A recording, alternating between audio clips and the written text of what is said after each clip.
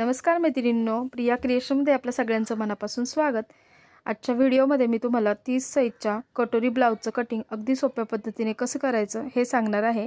तुम्ही जरी नवीन शिकत असाल तरी तुमच्या सहज लक्षात येईल इतकी सोपी पद्धत आहे आणि अशा प्रकारचे पेपर पॅटर्न तुम्ही तयार करून ठेवू शकता। प्रत्येक साइजनुसार जर पेपर पॅटर्न आपल्याकडे असेल तर आपण पाहिजे तेव्हा ब्लाउज कटिंग करून स्टिच करू शकतो। तर ही पद्धत अतिशय सोपी आहे आणि हे मी तुम्हाला इथे पेपरवर दाखवणार आहे। इथे मी डबल फोल्ड पेपर घेतलेला आहे। पेपरवर फ्रंट आणि बॅक आपण सोबतच इथे कटिंग करणार आहोत। हा व्हिडिओ थोडासा जरी तुम्हाला हेल्पफुल वाटला असेल तर व्हिडिओला लाईक करून चॅनलला सबस्क्राइब करा आणि दुसऱ्या कुठल्या कटोरी ब्लाउजचं कटिंग तुम्हाला पाहायचं असेल तर कमेंट करू शकता। तर इथे ब्लाउजची पूर्ण उंची आहे 12 इंच तयार। तर त्याच्यामध्ये 1 इंच वाढून घ्यायचं आहे। 1 इंच आपल्या शिलाईमध्ये जातं शोल्डरमध्ये आणि कमरेमध्ये, तर 1 इंच एक्स्ट्रा घ्यायचं जेवढी उंची असेल त्याच्यामध्ये। तर इथे मी 13 इंचावर मार्किंग करून घेतलं। इथे समांतर अंतरावर 13 इंचावर मार्किंग करून घेतलं आणि ही लाईन सरळ ड्रॉ करून घेतली। या लाईनवर आता शोल्डरचं मार्किंग करायचंय। शोल्डर घेतलं 5 इंच। शोल्डरच्या लाईन पासून खाली आर्महोलचं मार्किंग करायचंय। आर्महोल घेतलं इथे 5.5 इंच। इथे सुद्धा समांतर अंतरावर 5.5 इंचावर मार्किंग केलं आणि ह्या दोन लाईन ड्रॉ करून घेतल्या। आता जी आर्महोलची लाईन आहे त्याच्यावर चेस्टचं मार्किंग करायचं। तर हा 30 साइजचा ब्लाउज आहे तर त्याचा चौथा भाग आपल्याला मार्किंग करायचा आहे। तर 30 चा चौथा भाग होतो 7.5 इंच आणि पुढे 2 इंच शिलाई मार्जिन घेतलेला आहे। त्याच्यानंतर खाली कमरेचा चौथा भाग मार्किंग करायचा आहे। तर कंबर आहे इथे 26 इंच, त्याचा चौथा भाग होतो 6.5 इंच। 1 इंच बॅकच्या टक्ससाठी आणि 2 इंच शिलाई मार्जिन, हे 2 पॉइंट जोडून घ्यायचे।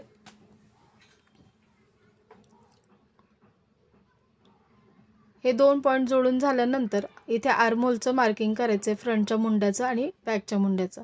तर इथे 1 इंच आणि 1.25 इंचावर असं कॉर्नरमधून मार्किंग करून घेतलं। याचं सेंटर पॉइंट मार्किंग केला। 5.5 इंच आर्महोल आहे तर त्याचं सेंटर पॉइंट मार्किंग केला आणि इथून असा हा आर्महोलचा शेप देऊन घेतलेला आहे। फ्रंटचा 1 इंचावरून आणि बॅकचा 1.25 इंचावरून। इथे फिटिंगच्या बाजूला अर्धा इंच डाऊन करायचं आहे आणि हे पॉइंट इथे जोडून घ्यायचे। आता गळ्याचं मार्किंग करायचे। तर गळा रुंदी मी इथे 2 इंच घेतलेली आहे आणि पुढचा गळा तयार आहे 5.5 इंच। तर 6 इंचावर मार्किंग करून घ्यायचं, अर्धा इंच एक्स्ट्रा घ्यायचे शिलाईसाठी। 6 इंचावर मार्किंग केलं, हा बॉक्स असा ड्रॉ करून घेतला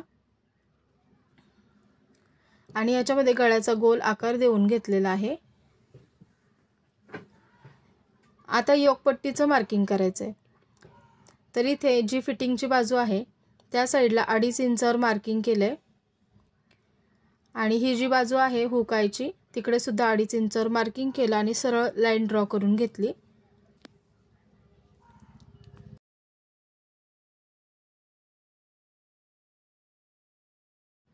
हुकायच्या बाजूकडे अर्धा इंच वरती घ्यायचे, वरती एक मार्किंग करायचे आणि जो योकपट्टीचा आकार असतो गोलाकार कर्व शेप थोडासा, तर तो इथे देऊन घ्यायचा। तर अर्धा इंच वरती घेतलं आणि इथे असा कर्व शेप थोडासा देऊन घेतले, त्यामुळे योकपट्टीला आकार छान येतो। आता याच्यावर आपल्याला कटोरीचं मार्किंग करायचं। तर तयार ब्लाउजवर कटोरीचं मार्किंग आहे 5.25 इंच। तर मी इथे 5.25 इंचावर इथे मार्किंग करून घेतलं। त्याच्यानंतर गळ्याच्या इथे 1 इंचावर मार्किंग करायचं आणि हा जो फ्रंटचा आर्महोल आहे तिथून 2.5 इंच 2.25 इंच असे 2 मार्किंग करायचे किंवा 2.25 इंच सुद्धा मार्किंग करू शकता। आणि त्या 3 पॉइंटच्या मधून जिथून ही लाईन जाणार आहे कटोरीची, तर ते हे 3 पॉइंट आपल्याला जोडून घ्यायचे। तर बघू शकता इथे मी कटोरीचा आकार जोडून घेतलेला आहे। केलेल्या मार्किंग प्रमाणे आता हे कटिंग करून घ्यायचंय। फ्रंट आणि बॅक आपण सोबत कट केलेले आहे त्याच्यामुळे हा जॉइंट आहे तो कट करून घ्यायचा, म्हणजे फ्रंट आणि बॅक वेगवेगळे होतील। आता हा जो फ्रंटचा भाग आहे त्याचे सगळे पार्ट्स कट करून घ्यायचे। इथे गळ्याचा आकार कट करून घेतला, कटोरीचा आकार कट करून घेतला। तर हे फ्रंटचं कटिंग झालेलं आहे आणि हे बॅकचं कटिंग झाले। तर बॅकचा इथे गळ्याचा आकार कट करून घ्यायचा आहे। तर बॅकची पट्टी मला रेडी पाहिजे 3.25 इंच। तर मी इथे अर्धा इंच शिलाई मार्जिन घेतला आणि खालून 4.25 इंचाला मार्किंग केले।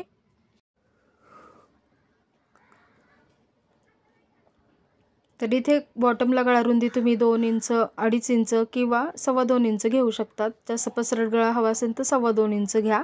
तर मी इथे वरच्या साईडला 2 इंच गळा रुंदी घेतलेली आहे आणि खाली बॉटमला 2.25 इंच घेतलेली आहे. तर हा बॉक्स असा ड्रॉ करून घेतला तर गळा इथे येतोय 9 इंच म्हणजे 8.5चा तयार होईल. आता हे बॉक्स ड्रॉ करून याच्यामध्ये गळ्याचा आकार देऊन घेतला.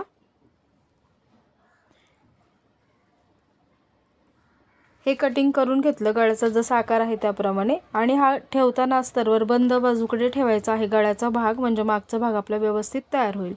आडवा टक्स घेतलाय 3.5 इंच बॅकच्या साईडला आणि उभा सुद्धा घेतलेला आहे 3.5 इंच. तर दोन्हीकडे अर्धा इंच असा 1 इंचाचा हा टक्स आपला येणार आहे. तर हे बॅकच्या पार्टचं मार्किंग सुद्धा झालेलं आहे. आता बाहीचं कटिंग करून घ्यायचं आहे. त्याच्यासाठी सुद्धा डबल फोल्ड पेपर घेतलाय. त्याची फोल्ड बाजू माझ्याकडे आहे, ओपन बाजू माझ्या अपोजिट साईडला आहे. तर इथे स्लीव्ज तयार आहे 8 इंच. हा अस्तरचा ब्लाऊज आहे तर त्याच्यासाठी 1 इंच ह्याच्यामध्ये शिलाई मार्जिन घ्यायचं स्लीव्जसाठी आणि 9 इंचवर मार्किंग करून घेतलं.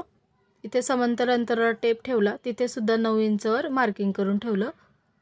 बाहीची घडी कशी घ्यायची, तर बाहीची घडी घेण्यासाठी जे काही चेस्ट आहे आता इथे 30 इंच आहे तर त्याचा चौथा भाग घ्यायचा आहे. चौथा भाग 7.5 इंच येतोय आणि त्याच्यामध्ये अर्धा इंच एक्स्ट्रा घ्यायचे म्हणजे 8 इंचवर इथं मार्किंग केलं. इथून खाली 3 इंचवर मार्किंग केलं, कॅप हाईट दिली 3 इंच, आतमध्ये 2 इंच मार्किंग केलं आणि इथून असा स्लीव्हचा हा आकार देऊन घेतला.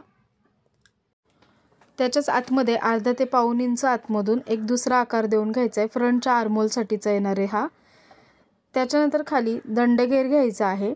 दंडघेर आहे इथे 9 इंच, त्याचा निम्मा घ्यायचा आहे दंडघेराचा निम्मा. तर 9चा निम्मा होतो 4.5 इंच आणि त्याच्या पुढे 2 इंच शिलाई मार्जिन. तर अशा प्रकारे हे मार्किंग करून घ्यायचं आहे आणि हे लाईन अशा ड्रॉ करून घ्यायच्या आहेत. केलेल्या मार्किंगप्रमाणे हे कटिंग करून घ्यायचं आहे. स्लीवच्या बॅकच्या आर्मोलचा आकार पहिला कट करायचा, नंतर स्लीव्ज ओपन करायची आणि एकाच बाजूला फ्रंटच्या आर्मोलचा आकार कट करायचा आणि जो आकार आपण कट केलेला आहे तो फ्रंटला लावायचा आहे. आता कटोरी आहे ती सुद्धा आपल्याला वाढवून घ्यायची असते कारण कटोरीमध्ये पफ येतो, त्याच्यामुळे आपल्याला ही कटोरी दुसऱ्या पेपरवर वाढवून घ्यायची असते. तर ती कशी वाढवायची ते सुद्धा अगदी सोप्या पद्धतीने सांगितलेलं आहे.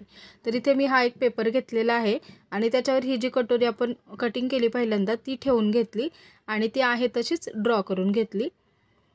जेव्हा आपण अस्तरवर कटिंग करतो कटोरीचं तर तेव्हा ते तिरक्या कपड्यामध्ये कट करायचं, त्याच्यामुळे पफ चांगला येतो कटोरीला. आता इकडे 1.25 इंचवर इथं मार्किंग करून घेतलं साईडला दोन्ही बाजूला. दोन्ही बाजूने 1.25 इंच वाढवलेलं आहे.